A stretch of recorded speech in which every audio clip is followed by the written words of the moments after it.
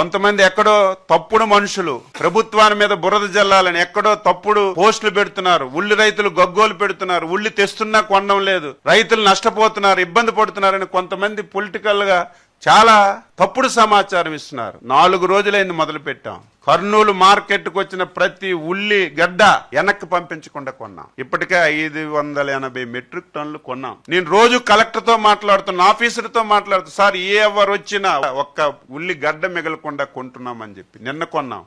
ఈ రోజు మళ్ళీ కొన్నాం. కనిష్టంగా 1200 పెట్టి గరిష్టంగా 1359 రూపాయలతో కొన్నాం. ఈ రోజు నిస్సిగ్గుగా మాట్లాడుతున్నాడు. ఆయన మాకు సలహాలు ఇస్తున్నాడు. తెలుసుకో నువ్వు. చంద్రబాబు నాయుడు గారు ఉల్లికడ్డలు కొనండి, రాష్ట్రంలో రైతు బజార్లకి పంపించి అమ్మండి అని చెప్పి మాట్లాడు. ఎంత ముందు చూపు అంటే ముఖ్యమంత్రి గారికి ఆ జిల్లాలో ఉన్నటువంటి కళ్యాణ మండపాలన్నీ తీసుకోమన్నారు. ఇమీడియట్ గా ఉల్లి తీసుకొని కళ్యాణ మండపాలు ఆరపెట్టమన్నారు. పెట్టి రైతు బజార్లకు పంపించి రైతుకు నష్టం లేకుండా చేయమని చెప్పారు.